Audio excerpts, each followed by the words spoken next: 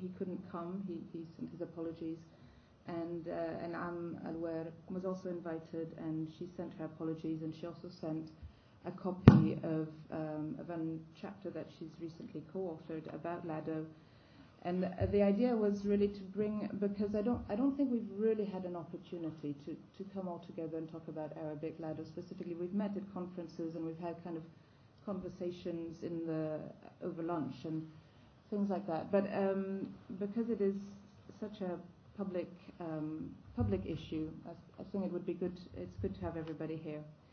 So I'm just going to summarize a little bit what Enam wrote in her chapter, because I think it's relevant both to the speakers and to what the governance program is trying to do with these kinds of events.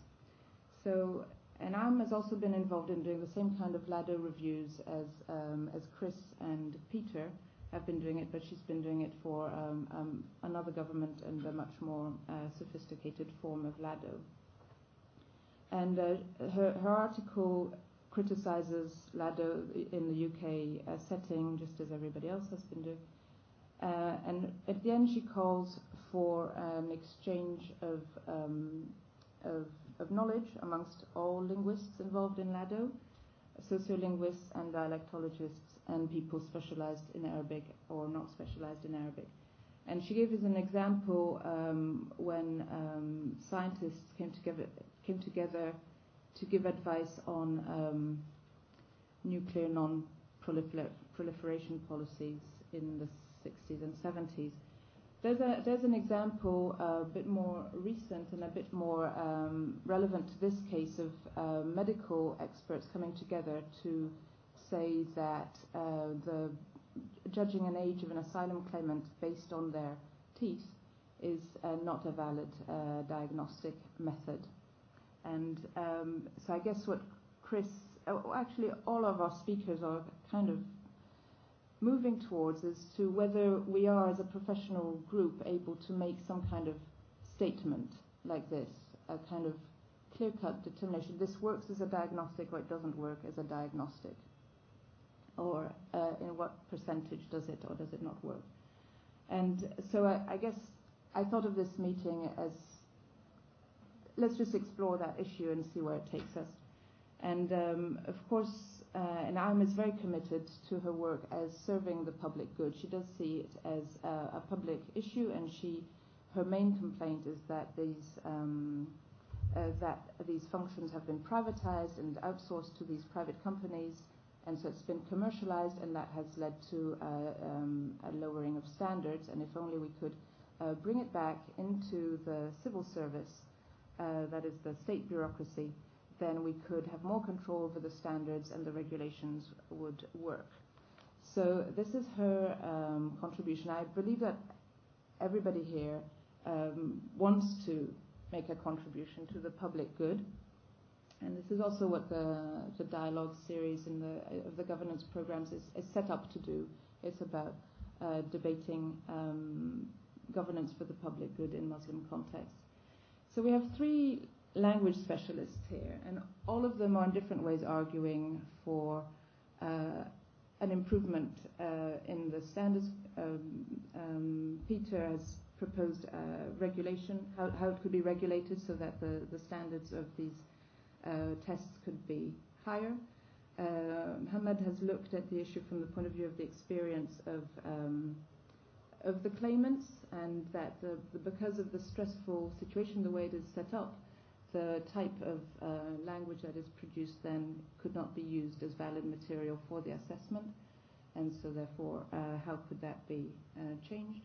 And Chris's solution is a dialectologist solution, so as opposed to a linguistic anthropologist. He has a dialectologist solution based on this vocabulary elicitation, which might or might not work in combination with the other proposals for improvement.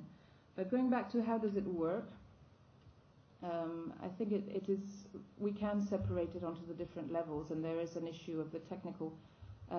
What we know is the scientific methods to make this more efficient, how it could be technically resolved to make it work at least better. But there's a big sociolinguistic debate over whether this is possible, and possibly there are people in this room who have studied the idea of the construction of a native speaker, the idea of passing for another group, and that's something I've studied in the context that sociolinguistic context that I've worked on. So passing for another group is can be done linguistically, and this is, I think, the basis of the problem is that there's a fear, a social fear, and this is where the ethical mixes with the technical, a social fear that somebody from another group can pass for the group that we are privileging, right? So this is where the power dynamics and the ethics come together, okay? And the issue of efficacy, and then the political question: what policy is this serving? And it might be serving it well or not well, but what is our position vis-a-vis that policy? But we'll get back to that and open it to questions from the audience. But first I'm going to let the speakers react to each other's presentations, bearing in mind what Anam has said and called upon us to share our knowledge and put it to the service of the public good. So I'm going to ask Chris first to react to the other speakers' presentations, and then Mohammed, and finally Peter. And that will bring us, that will give us a few minutes, and then we can take questions from the audience until 7:30 when we have to finish. Before we start, can I just mention the forums? Oh yes, there's that, yeah. As somebody who had to spend many years just sort of learning the asylum and the political and the law side in order to be able to get involved with this at all, time that my university did not consider to be well spent because it wasn't research. We now have something called Impact, which you may or may not be familiar with. And as a result, we have very short forms, single pieces of paper scattered around the room, which if you write a few words, or indeed many words, I would be happy to see many words, but a few would do nicely on these forms, I can take it back to my university, and they will actually give me credit for having done something useful. More, the research funding bodies might give the university money for me having done something useful. I won't get the money, but that's all right. I just like the forms. So if you've been taking valuable notes on the back of your form, we have a few blank ones as well. We can give you another one. Please write a few words on these forms and leave them with us today. Thank you. Yes, and Peter, is it impact for the public good, though? Yes. Yes. That's also, while we're here with announcements, there's a sign-up sheet in case you want to come to other events of the governance program. There's an event on the 4th of November, which might be of interest to some people here, with the former special rapporteur for Syria, Stefan de Mistura, will be here on the 4th of November. Then we have a few other events. Anyway, if you want to know more about it, you can sign up or take a leaflet. Thank you. So, Chris. Okay, so I'll just spend just a couple of minutes,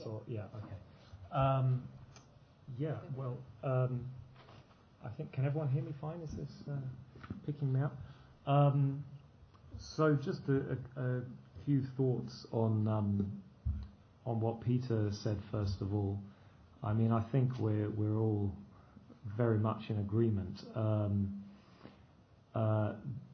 First of all, I think we need to stress this point again, that this whole enterprise, as I said at the end of my talk, was not one that was originated by people with actual expertise in the skills necessary to do it.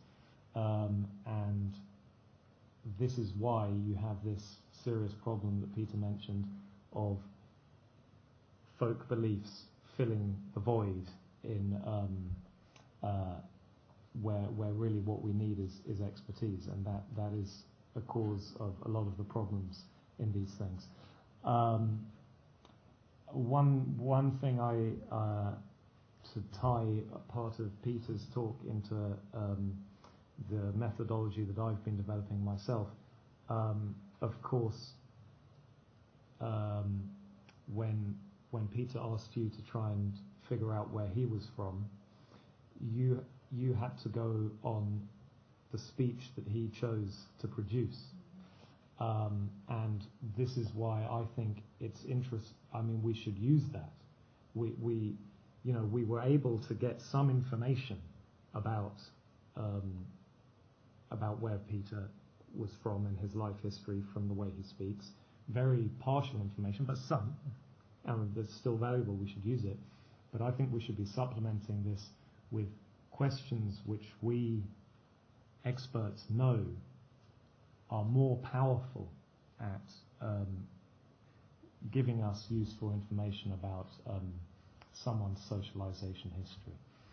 An important point that Peter made had to do with oversight and the people in charge of this process at all the different levels really not being qualified to make the decisions they're making.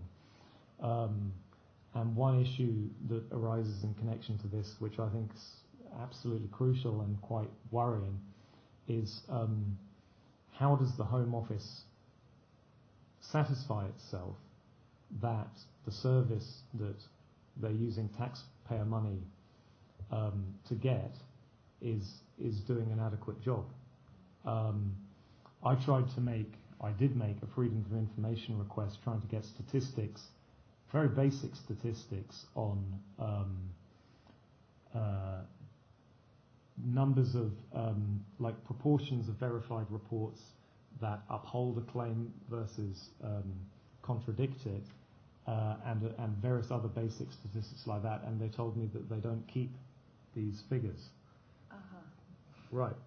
So I really fail to understand how they satisfy themselves that verified are doing a good job. I mean, I'm splitting hairs here, but at one point, Peter, you said that unrealistic hypotheses or analyses are less excusable for Arabic than they are for some of these less well-studied languages like Somali or Tigrinya. I would disagree there. I think an unrealistic hypothesis is inexcusable in all cases, and I think the point is with Arabic is really quite well studied, and so there's a decent proportion of the people that come in and whose speech is analysed where it's fairly unproblematic. But where there are people who are more difficult cases, then what scientifically what a company like Verified should be saying is LADO can't help us here. We've done our best, but we don't know. Of course, again, this is impractical, but that is what they should be doing. And with something like Somali, they should be doing that 90% of the time, presumably. Okay, I think I should move on to Mohammed. Yeah, thank you. Mohammed, any comments? Wait, do you want me to? Sorry, I thought you shall had finished. Sorry. Yeah. Go for it. Yeah. Go for it. But Sorry, quicker. yes, be quicker. Okay, fine. Let me see. Let me just bring out the most important things. One thing I thought was very nice in Mohammed's talk was when you brought the list of bullet points required by Verified for potential employees. The first one being, and this ties into points that Peter was making, ability to identify different dialects of their native tongue. So this is this idea that Arabic is Arabic, it's one language, and you're a native speaker of the whole of Arabic, and then, you know, some particularly gifted individuals are particularly good at intuiting where given Arabic speakers come from. This is this is scientifically complete nonsense. Yeah, and maybe I'll just make one other point, which is that I would completely agree with this point that the interviewers for Verified are routinely incredibly belligerent in the way they conduct the interview, and of course that makes things very stressful for the interviewees, and of course that's going to affect their language, and that doesn't seem to be taken into account. And in a conversation I had with the head of Verified, or the former head of Verified,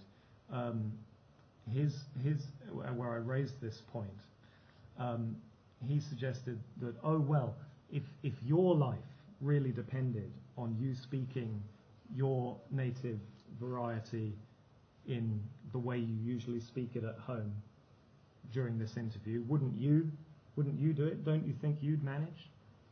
Which gives you a bit of an idea of what we're dealing with here. Okay.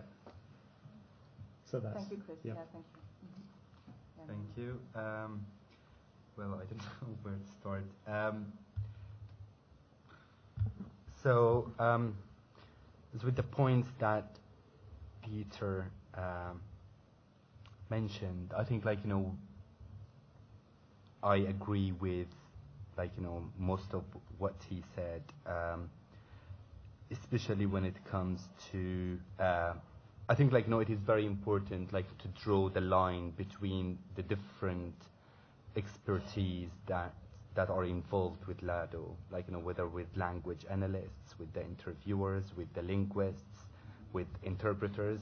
I think, like, there is a lot of confusion, and sometimes, like, people use all of these, like, different skills for one thing, and that is just to give or to produce reports, LADO reports. And I think, like, there are people who are able and have the skills to do this, and people who do not have the skills to do this. So I think it's very important to draw the line between all of these different, let's say, professions involved in LADO. In terms of the Peter mentioned about, like, recent research is required, especially, like, with, like, language change that occurs, not only Arabic, with other languages as well, especially with a very shifting dynamic place like the Middle East.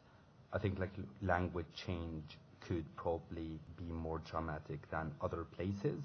So that's why it is really necessary to have this. But I also think that it is not only necessary to only do research like continuously and, like, all the time regarding with language and, like, dialects, but it is also the analysts themselves. I think they should not have been away from the country where they are doing the analysis for a long time, because again, it is well known, like, that attrition could take place, and that is a problem that poses a great issue in here, as well as with hiring people who do not actually speak the language to do the interview, not the language, sorry, the dialect to the interview with people. But I can understand also that sometimes with the not very well-resourced, like, that they cannot cover all of the different dialects. As with Chris, I agree very much with when it comes to understudied languages, that Verified should just, like, say, yes, we can't deal with this. I think there are some languages and some dialects that are studied well, and that could at least, like, try to come up with more reliable results.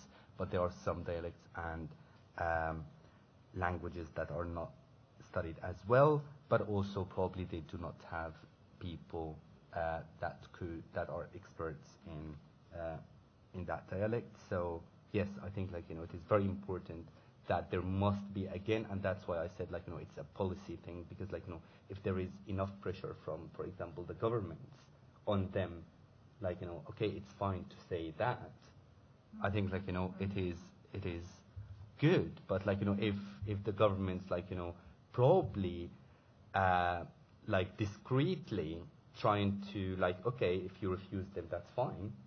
And I think, like, that is probably the message that was with stroke before that, like, okay, refusing is better than, like, giving the proof, because that appeals to the government's policies with, like, not taking enough number of refugees. As with the proposal of, like, the lexical elicitation, I think, like, it's the same. I think, like, it could be supplemented, but I think, like, that what is very important is that if there is going to be LADO anyway, I think it is very important that it should be in as authentic context as possible. And that means, like, when just, like, showing the words, it would be the same idea with, like, because, like, what was interesting, like, when there were these, like, colors of, like, I saw, like, Syria was, all of it is the same, and Egypt, all of it is the same. And to be honest, that is a bit shocking and probably not very accurate. For this one meaning, right? Yeah. Yeah. I mean, we can talk about that. Yeah, exactly. Yeah. But I think, like, it is also, like, if there is probably, like, the number of the participants are more, and then, like, so maybe that could give us, like, also, like, to move forward and, like, probably try to adapt this. But yeah, and I agree with you, like, it's not, like, sometimes, like, we think, like, does it work? Does it not work? Is it something that we should, like, call for abolishing completely? Is it something like that we should just, like, try to improve? I think there isn't really clear-cut answer to this. Not yet. Yeah. Thank you. Thank you. So, Peter, if you have any comments. Okay. Well, as I was the first one to go over time, I'll try to make up for it by being brief. And also, as I know Nancy and Chris, and I can always talk with them, and now that I know Mohammed, I can talk with him. So what's valuable to me is to be able to bring this opportunity and talk with you. So I'd like to focus on these really important big questions that my colleagues have asked.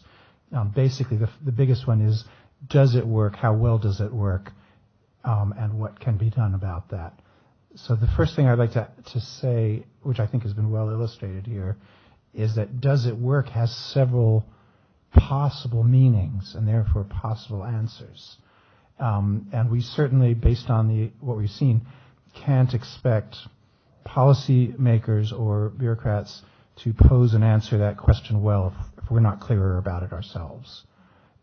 So one thing we could ask is, does LADO identify many routine cases correctly? Is it pretty good on very straightforward cases? And what does pretty good, or how many? What does that mean? If the right answer is often given, but using a bad method, is that valuable? Actually, I think it's not that valuable, because I can get a 50% result by flipping a coin, right? I don't have to do linguistics to get to 50%. We can also think, does it distinguish difficult cases correctly? Is that what it should be doing? Or is actually that something that governments can't afford to pay for, and they should just put all the difficult cases aside and not do LADO on them? All right, that's another question. I don't actually have an answer to that one. The Home Office is actually bound by its own policy to make policy and do work that is informed by research. But I know from my own experience that they've been very reluctant to engage with critical research in the area of LADO. And if you're not going to engage with critical research, what's the point of engaging with research, right? It's not going to buy you anything you don't already know. So that's another problem. The problems that we have are not just problems of bad apples. Is SPRACAB a bad company? Is Verified a bad company? Is the Home Office unit that does this, do they need better training? It's actually a system problem, I think. So Verified developed a form when they first started working for the Home Office, in which they asked for a lot more information on the speakers that they were asked to test, so that they could do more informed testing. And they sent this form to the Home Office. I got the same guy, Roderick Martin, to send me a copy of the form.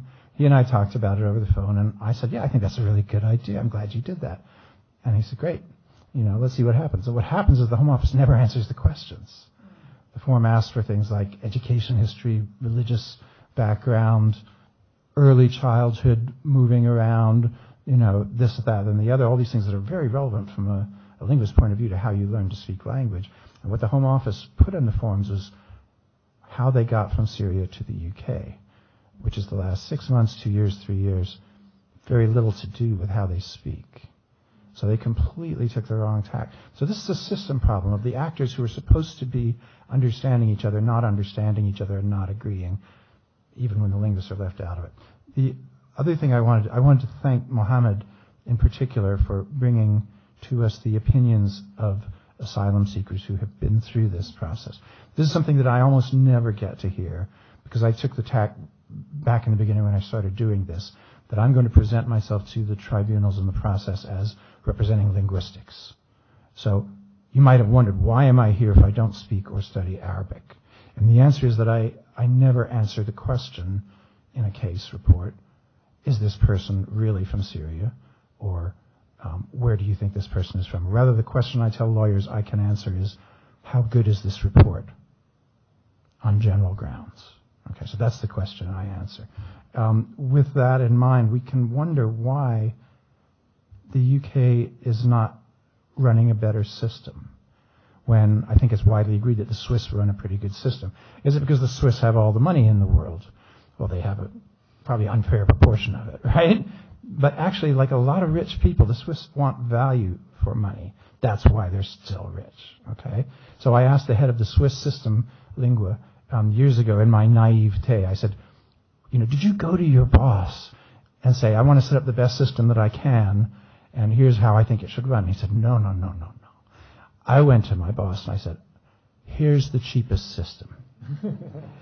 It's going to require money up front, but there will be very few appeals, and so asylum seekers will not be contesting it through the courts for years, and that's going to save you far more money, right? So actually the cost of doing good science in LADO is a lot smaller than the cost of having a system that produces lots of appeals. So why doesn't the Home Office turn around tomorrow and say, great, we're going to change our system? Well, you probably know as much about that as I do, but I think it's because of these problems of systems and problems of having something in place. Once it's in place, once the courts have looked at cases and decided what they think, once the bureaucrats are trained in doing this, that, and the other, then how do you change it? It's very hard to change then, isn't it? So these are the kinds of questions I'd love to hear from you guys about. Yeah, so we'll take questions. Thank you, Peter. We'll take questions, and if you are here from an organisation, then it would be nice if you could introduce yourself, or in general, if you could introduce yourself before the question. Could they be quite brief, because we only have 15 minutes? And could you fill out the forms while you're waiting? Sorry. Pens. I'm bursting with questions. Okay.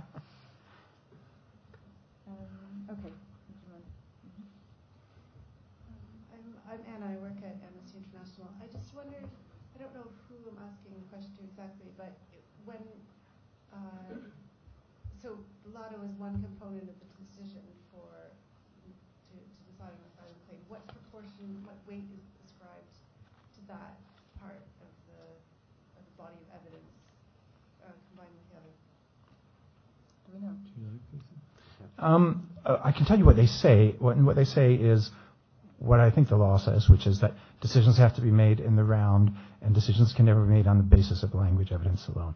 On the other hand, I've seen a lot of determinations, judgments, and some judges give a sort of considered moderate amount of weight to language decisions, and some judges seem to decide almost entirely on the basis of them. But of course they don't say that. Actually, for me, it'd be great if they said that, because I could then put it in my impact statement.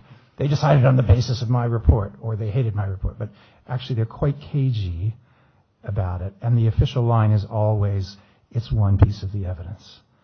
However, the Supreme Court case in 2014 did say, and I can't paraphrase exactly, I've got the language here if you can stay, they felt that the reports were sometimes misleading and were being used in ways that it wasn't clear deserved the weight that they were getting. Okay. Do you have any comments on this question? No. I mean, just in the one of the slides that I put, it was actually the Home Office reply, and they were saying that we use LADO as a piece of to support evidence, not even as a piece of evidence. Yeah, actually, and another interesting point here that I've heard from various sources, including directly from the Home Office, which is, in my opinion, rather worrying, is that so Verified, they do the interview, and then of course it takes them time to do the analysis and produce their report, and that is supervised by the are they called the expert? Linguist. The linguist. You know, who did like one module of linguistics some time ago. But anyway, they don't speak Arabic, right? So before the linguist has had a chance to talk to the analyst and go through the whole procedure of doing the analysis, the analyst produces a sort of snap judgment based on their native speaker magic, and that is relayed to the Home Office before the report, and the Home Office will then go directly to the claimant and say, now look, Verified have told us that you're from Egypt and not Syria. What do you have to say about that? So, yeah. I'm sure there's no deterministic answer to the question of like, yeah, I don't think they follow a careful method whereby LADO counts for sort of 50% of the decision weight. It's much more impressionistic, but it seems important. I think I'm putting that question into the list of things we need to know before we can say whether the LADO system works. So I'm taking note. We had a question over there. Yes, We heard you. my name's Susan Thornhill. I'm a self-employed language consultant. I'm interested in whether artificial intelligence has been brought into the process, because it sounds like it's a rather standardised process, and it's rather remote. The people making the decisions are rather remote from the people who are actually being interviewed. So it's almost as if they could ask a series of questions of people in different towns, in this case in Syria, and sort of record their answers and then map answers onto the answers to the same questions by a real interviewee, as not to replace the system, but as an extra basis. And I just wondered if, basically the question is, I wondered if artificial intelligence had been sort of factored into the process. I know. Well, I mean, in the UK, no. No. But in Germany, I think yes. But I think it's very secretive, as these things often seem to be. So we don't know how it works, but it's used. I mean, do you know more about this? Not hardly anymore. The Germans have been using for less than a year a system of analysis which will give you a numerical result. And in fact, I've seen a sheet that it spits out that says, 78% Egyptian and 12% Syrian, or something like that. But with all things like this, as I'm sure you probably know as well, it's a matter of garbage in, garbage out, right? It depends on the quality of the information that goes into a system. Then does the system work? And then who's going to interpret the answer? A friend that I studied linguistics with actually runs an institute, the Linguistic Data Consortium in Philadelphia, which specializes in putting out large corpora of speech and getting people to do artificial intelligence and dialect recognition, testing of them. They get lots of big grant money, and they throw it at these corpora to see how well their new systems work. And I've actually proposed to him that we give a symposium, invite the Germans along, of course they won't come, and say, have you done this? How did it score? Because of course they haven't done it, and they won't tell us how it scored, right? But it's going to be a very popular approach, because it looks automatic, it looks scientific, it gives a number, and it looks objective.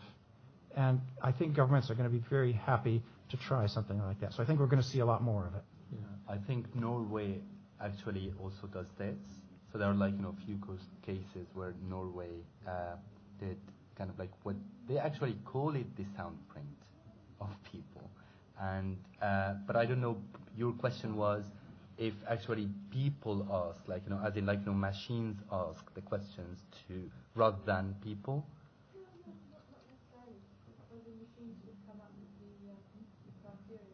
The forensic matching. So you have a sample of sort of turtles said in different ways, and then you'd match it to the speech. You're still going to have somebody, hopefully linguists, say, these are the 15 features of this Arabic dialect you should be looking at. Let's put them into the system. Here's what we know about them, et cetera, et cetera. And they're not doing that in any other area of LADO, except for the Swiss who go off and get Inam Alwer, my colleague at Essex, to do Arabic dialectology, which he's famous for being very good at, right? No other system is really doing that as a government. So I don't know why we would expect the Germans to do it. Can I just? I think it's a really important issue, and I think, as Peter says, there's this problem of garbage in, garbage out, and we should be very wary about absolute processes which allow the people using them to absolve themselves of any responsibility for what's going on, because the computer says no or whatever. But I don't think we should be inherently more suspicious of automation in this area than you can do a bad job the old-fashioned way as well. I think the absolutely crucial point, which we're nowhere near either in the UK or Germany, is that the systems used should be empirically verified, right? Which is what I've tried to do in a small way with my research. You define your methodology, and then you apply it in an artificial setting where you know where the people are from, and then you show whether your methodology works or not. If an automated system is shown to work in that way, then I don't think we should object to it, though we should always scrutinize it as much as possible. I think one of the biggest problems in this whole thing is we have to take it on trust that the people performing LADO know that their method works. And I don't think we should trust that. I think it should be empirically demonstrated before we trust it.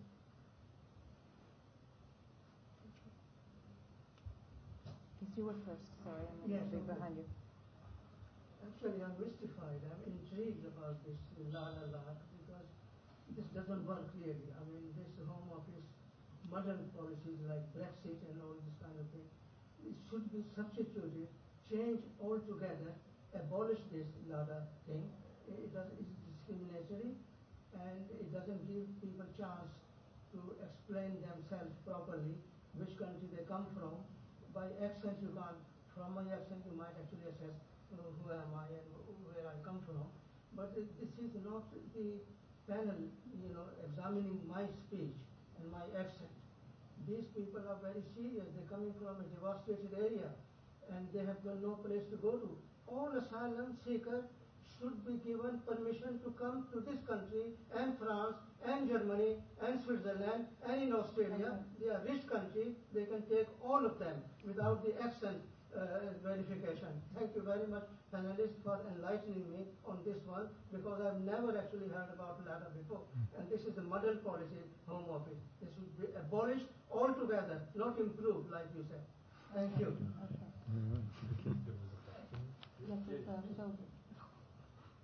Thank you. I'm Phil from Amnesty as well. And first of all, in terms of the general question about the reports that are done by Verified and the Sprachab. I think I know the answer, but from what you've all been saying, but I'm assuming they are not giving you a percentage conclusion. They're not telling you this is the margin of error. They used to give us percentages, and we made them stop because they were completely without any foundation. So, okay, I think that's sort of answered my question, but not that. But what I'm interested in go beyond that is on, and this would be related then to Chris's suggestion on the lexical elicitation and so on, is it's about then on your assessment, Chris, when you were here, when you were finding that there was actually quite an overlap between the conclusions that people were not from Syria and then your own take on it. What the tools that you were using in order to conclude that there was some bad imitation going on, how did they compare them with the tools that the analysts and the experts at those two companies were using? So that's really my question, and it's therefore then about the quality of the reports. But and just a comment on the lexical elicitation. Are you worried at all on that? I mean, again, it's not the way I would be coming at it, but if you're worried about people gaming the system, how much could people, you're looking at the Syrian dialect, or versions of the Syrian dialect, to what extent did you just talk about objects that might be a sort of finite list of the dialect terms for 40 characters and so on, that you could sort of get ahead of the game? How much is that? Yeah. Thanks. I mean, thanks for those very perceptive questions. I mean, let me start with the second one. That is a real issue, and but there are, and we must be aware of it. But there are all sorts of ways of mitigating this. The basic thing to do is to borrow techniques from experiments that are done in psychology and psycholinguistics, which is you're trying to test. So you have your subjects and you give them a certain stimulus, and you want to see what they do in reaction to that stimulus. The trouble is, if they know what they're doing, if they know what's being tested, they'll likely perform differently than they would if they didn't know. So what you do is you disguise what the point of the experiment is, and you, as well as the stimuli, you have a whole load of what are called fillers.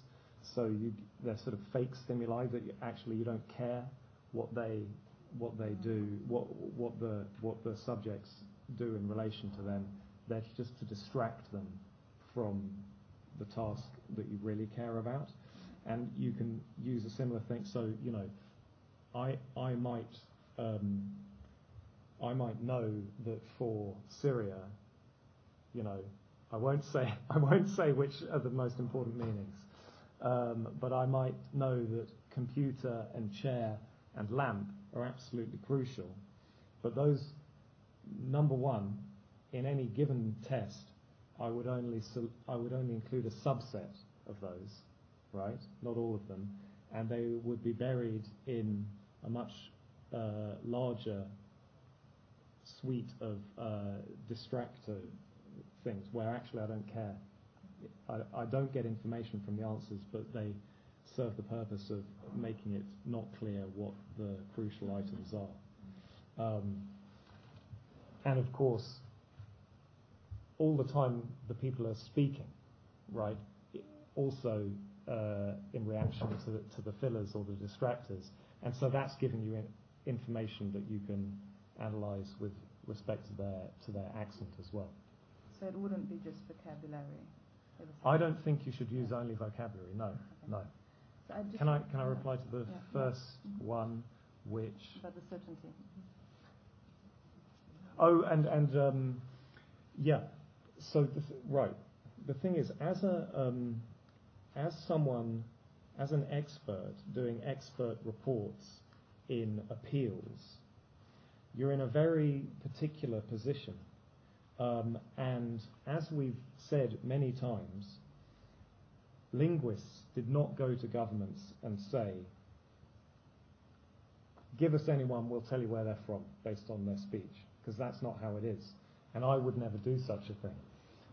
I see it as my task when I'm potentially providing counter expertise to a verified report is, can I produce evidence from the person's speech to contradict the claims made by verified?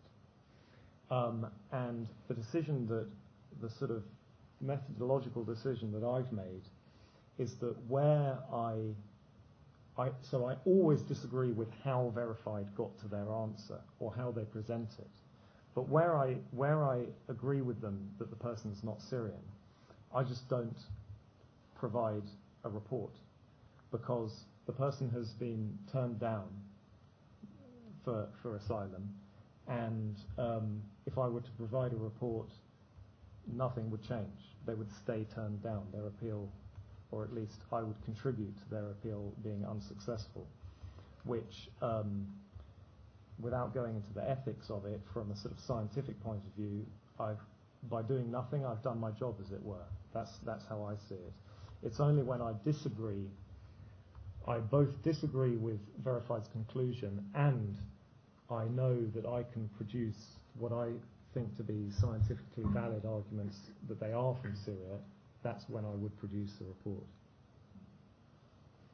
I'd just like to acknowledge the comment made that, of course, there are campaigning organisations in Britain who are campaigning for a safe passage of refugees from Syria, and if safe passage were available, then LADO wouldn't be necessary and presumably would be a lot less implemented. We have time for maybe one last question, and then we'll wrap it up. Sorry. There are two last questions. If you make it quite quick, please. Yeah, very fast. To Peter. Yeah. First of all, thank you all. Thank you all for your very... It's not on. Oh, we can.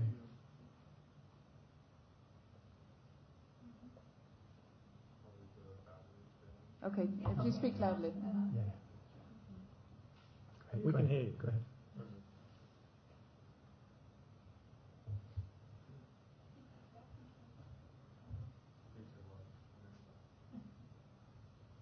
Oh, go ahead. I think you can. Yeah.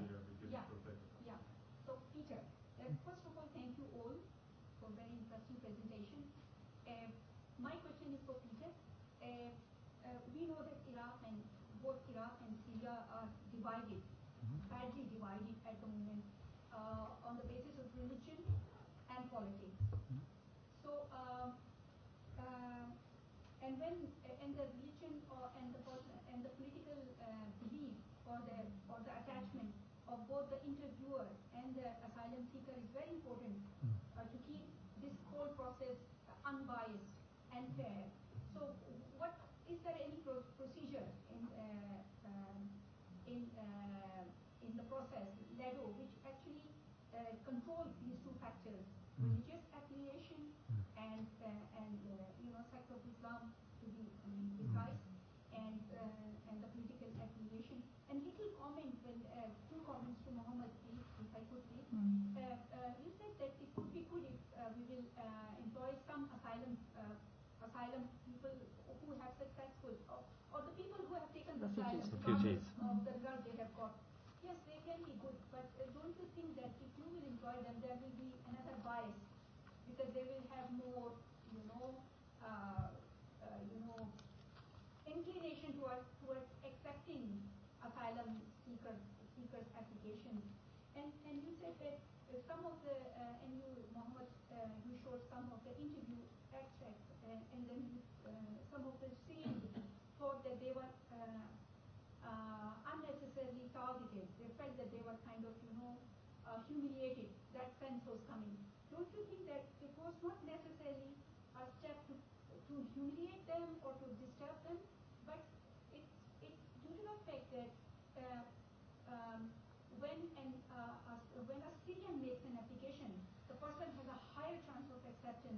their other nationalities.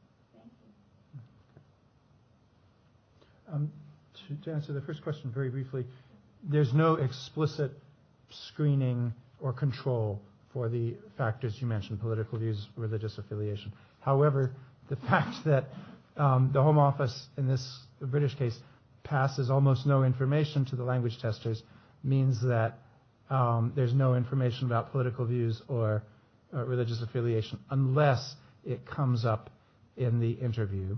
The interview is not supposed to be, the interview for LADO is not supposed to ask the asylum seeker about their journey, their tribulations, etc. And in the few, maybe less than a quarter of cases where I've seen English transcripts, there isn't any such information. On the other hand, the Norwegian and Swiss governments, which have developed different methods of collecting the data, are aware of those issues. The Swiss have quite good interviewer training, so they would attempt not to collect that information, and I'm pretty sure they would filter it out before passing it to the linguist if it emerged. I can ask and find out. The Norwegians have a different approach, or they've tried a different approach, which was to get monologues. So there was no interview. The asylum seeker was supposed to speak for 12 to 20 minutes. There are various problems with that make it also difficult, but it means there's no interviewer effect, which on the whole is pretty a good thing. So there are ways around that problem. Yeah. Yeah. Okay. About the first one, hiring refugees, I think I said that based on two facts. The first one, which I think is the most important one, especially in the case of Syria, there weren't many, let's say, Syrian migrants before the Syrian uprising started in Europe. But then a lot of people came. And that is, again, linked to the idea of language change and language attrition. So people who come recently from Syria, so they are more aware of the language and dialects that are used in specific places. And of course there will be bias. I agree with you, but if it is scrutinized and there are people who monitor and it is the whole process is supervised, then I think and if you train people to be professional and follow the professional and ethical standards, then I think there is always a space for bias, but I think if it is supervised well, there isn't. As for your second point, well, I don't. It's not my place to tell people how to feel. So what I did is I collected I asked them how they felt in the interview, and these were their answers.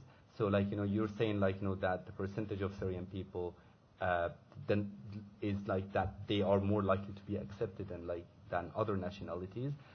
Yes, it could be the case, but that does not prevent them from feeling the way that they feel. Okay, so and again, it's not my place to tell how they feel. It's my place to tell what they said. Okay. I'm afraid that's all we have time for.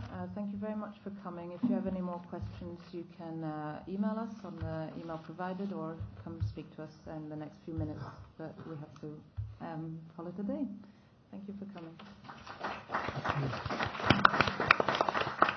And just one thing, thank you very much, Nancy, for organizing this. Thank you.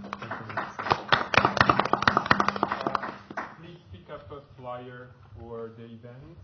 The first coming up is next week, Monday and Tuesday, on legal translation of Arabic from and into Arabic. It's a 2-day conference. It starts on the evening of Monday. So you're all welcome, and pick this up because there's also other stuff. Yes, Monday the 7th of October. You have it. Chris, you can take that broken pen that you just... You know how I'm sorry. It's a terrible habit of mine. I think they often break, so it's not you. That was recorded for the webinar.